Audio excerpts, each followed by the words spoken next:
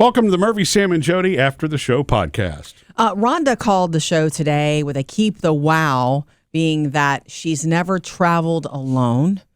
We loved hearing from you, Rhonda. Her husband passed away last year, and they had been planning a cruise together. Yeah. But he passed away suddenly, and she's going on a cruise anyway in April. Love that. Shout out to you. Your life matters just as much while you grieve this relationship. And it made me start to think, she said that the wow was that we've talked about that kind of thing here a lot, about Solo go to lunch trips with your and doing your, Sam goes on solo trips, have lunch with just yourself, have a relationship with just yourself. And I thought, I've never traveled alone. I did the one little getaway weekend once, Murphy, like you do. Murphy really does self-improvement when he does that. He really goes and gets focused on goals and things like that. Yeah. I went, shopping and took naps and things. But you know what? It probably has the same effect. I liked it a lot. I think I could goal travel. Planning, it's a balance thing. I mean, I've learned my share of the right way to do that and the wrong way. Yeah. I'm actually doing another one here in a couple of weeks. Yeah. I decided to do it this year, not in the dead of summer, but actually. So he's doing it earlier. soon. But I was going to say, I think I could travel alone, and I probably would get a lot out of it, but I've never done it. What is it really like, Sam? It's great. Yeah? How is it different from your daily life that you're single? I will tell you the downside of it really quick first is that you don't have the person next to you to share it with.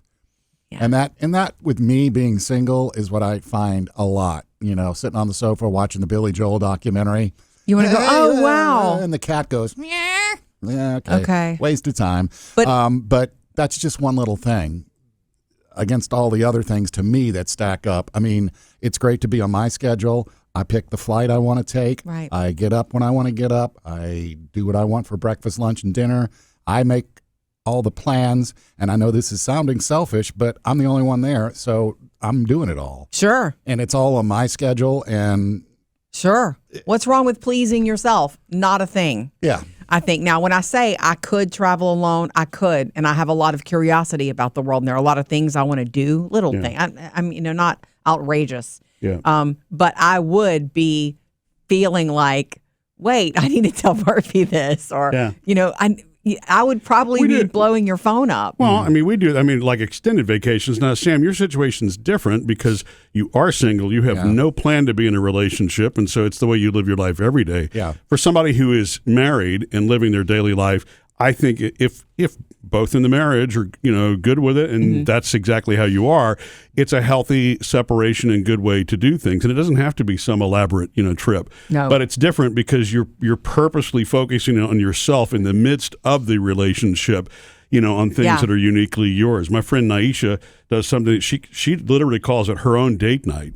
Where she will just go see a movie or do something because she's got kids and a husband and all that. But and she has a lot. She doesn't do it all the time, but that's exactly what she does. So the scale doesn't have to be travel or vacation, but the context is definitely different when you're in a relationship because I think you feel this artificial pressure to do everything together. Yeah. And it doesn't have to be. Hopefully, you're in the kind of relationship where your person not only respects your individualness, your individualism, but also I find it more attractive. I like that you do your own thing, and it gives us new things to talk about. When you come back from your getaways, I don't hear about it. You don't talk to me about it the whole time. Like, I don't hear a bunch from you. You don't blow up my phone. But when you do get back from your getaways, I get to hear all about it. And it's nice to do that all at once. I look forward to that. Yeah. It's fun. And one of the other things, and you're going to find this hard to believe, as I'm the introvert, is I do meet people. I don't mean I'm going looking for, dates while I'm on these solo Sam trips. But it's like if I'm going to a concert and I'm sitting on the lawn, there are people all around you. They're there for the same reason. Definitely common interest built in. Of course. Hey, what song are you looking forward to? Oh, I saw him here and all that. That doesn't surprise me as much as you think. Yeah. I mean, I know we see the introvert on the daily, but it doesn't surprise me that you when meet I'm people. Doing those, I'm in my element. Yes. Yeah. Meaning you choose to do it or not. I'm where You I want to lead. be. Yeah. Okay. Yeah, that makes sense.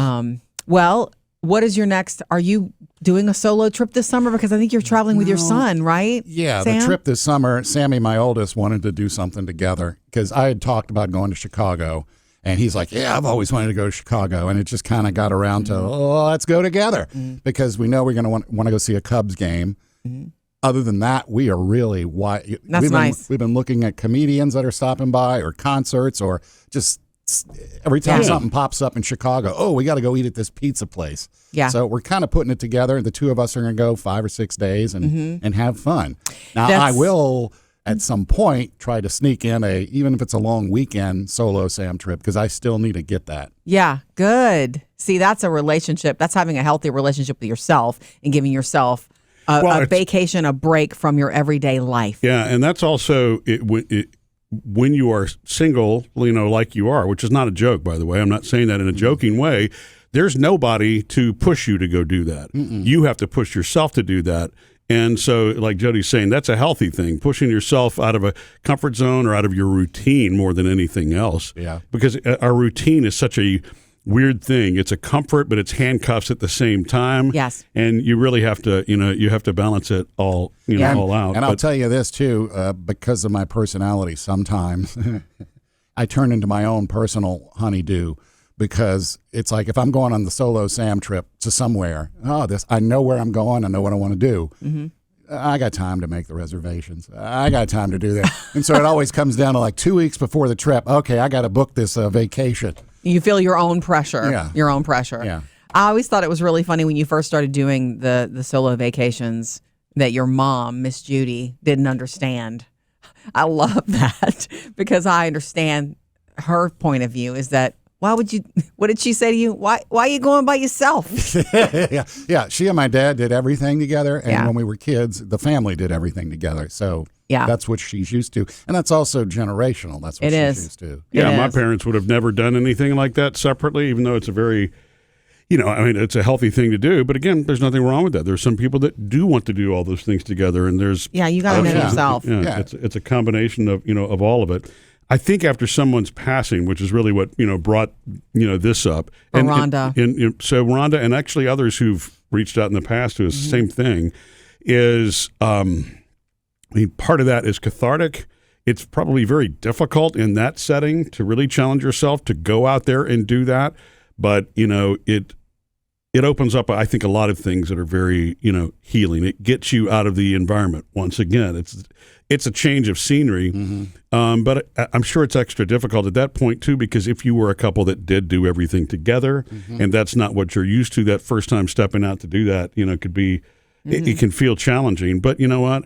I bet you in Rhonda's case, it will be very rewarding. In fact, I'm sure, Rhonda, I hope if you're listening to this podcast that you'll let us know how the cruise goes. And, as we know you're on a journey. It's not going to take away the sting and the changes that you've been through and recently, but it certainly puts you on that path to your life goes your on. future. Yeah. So live it. Going back to my mother, when my dad passed away and she had to start doing stuff on her own, she did say stuff like that, I wish your daddy was here to do this with him. Or when she did stuff, she would talk to my dad. Yeah. Sam, you'd enjoy this one. Oh, look, dad would love this. And it's like, it took her a while to get to not do and that. I don't even know if she's over that now. Right. No wrong way. No. It could be that he is still very much a part of her life in ways that we don't know, in ways that she doesn't share. And that's fine too. It's just lovely, the thought that even if you're in a happy marriage, you still do need to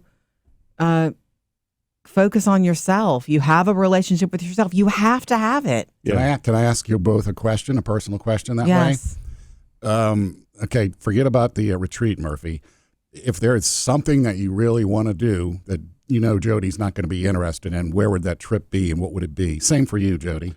I don't know that. Honestly, I don't know because there's so many places I want to go see. Yeah. I'm fine if Jodi didn't want to do that and I did, then I would be comfortable going solo. But I'm not as traveled as I would like to be. Yeah. So I don't know that there's any one that comes to mind because I think that's part of what Jodi and we're at the phase where our girls are not living with us now. So a lot of these things we're probably going to want to do together. But I don't think we have to, right? I mean, we don't have to. Right. For me, we've had some women over the years write into the show.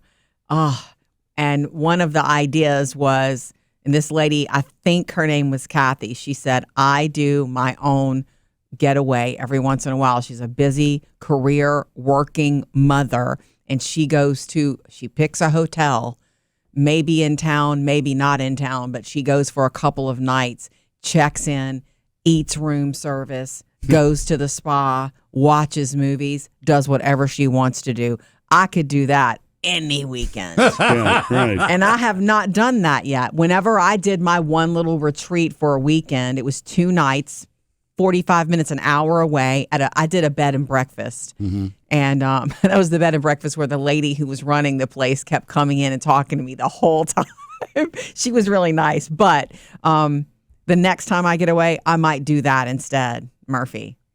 Yeah, I mean, whatever you think. I works. love room service. So, Sam, that's a really difficult question because there's one thing that I would do, and there are different versions of this. And this reminds me, by the way, too, it's at any stage in your life. If you're just, getting out of college or maybe out of high school and you're of the legal age to travel and all those things, and you want to do something you haven't done before, there's not a time in your life that it's not beneficial. Yeah, do you know it. What I'm saying? It's really at any age, at any point that you're in your life, during whatever stage you're in, it's beneficial. But for me, I think I would like to experience one of these meditation retreats that are almost in total silence the entire time. Mm-hmm. Right. Because I think that would be therapeutic, not to touch a phone, for 24 hours, which, by the way, doesn't really give me FOMO. The thing about even my retreats, like Jodi says, I'm not really hitting her up very often, for anything. If there's an occasional share, I don't completely unplug because, if she needs me, that's the whole thing. But, if there were a trip and I know that the girls were in town or whatever, and, all the backups are in place that I could actually disconnect for a good 24 hours, I think I'd do that. Mm-hmm. And that may be something that I'll just do in the near future. It's really, I love the path that all that has taken me on. But I want to experience it in the true sense beyond just 10 minutes a morning. Right. I think you would love that. And I think that's so great for you to have been drawn to that. Yeah. To come upon, I know we did meditation. We talked about meditation a lot yesterday in the After the Show podcast, but you, of all the people I've ever known whose mind is always clicking, you need that more. You need that. Yeah. Probably, maybe more than anybody I know, except Sam. And his mind's always clicking. There are different flavors of that kind of retreat. There's Manresa, which I think is primarily Catholic, but it's overly religious, and they don't exclude anybody from that. The non-religious route can be just a centered sort of a meditative practice. There are a lot of different options for that, and there are plenty of different groups and health organizations and others that actually sponsor and do these things pretty regularly. I was going to suggest one for you, Murphy, but I just realized if you go, then I have to go with you. So it's not solo; it's the CES in Las Vegas. Go. Oh, the Consumer Electronics Show. You guys I know Jodi would have no interest in that. I would go to Vegas, but I just will do other things in Vegas. You guys wouldn't see me for a few days. We could stay in the same room, Murphy, obviously. But we could all go to Vegas love for that. The reason we don't ever get to do that one is it's always right after the Christmas holidays when we've already been on vacation. Yeah. So that makes that one odd, and different. It's just something to remember and think about. You're so right, Murphy. Do things for yourself. Do little getaways. It doesn't always have to be some sort of family trip or an obligation to share every single moment of your life. You can do things, and it doesn't have to be Italy. It can be something 45 minutes away. It doesn't have to cost any money at all. You know what I'm saying? You literally can. Your own escape can be in your own town if it's not something that fits into a budget. Mm-hmm. Just the fact that you're actually disconnected from the routine makes the difference. It is the ultimate. It's self-care. Yeah. So thank you, Rhonda. Yes, Rhonda. And for that, discussion today. I wanted to go a little further because it really touched me in many ways. Missed any part of the show? Get it all on the Murphy, Sam, and Jodi podcast.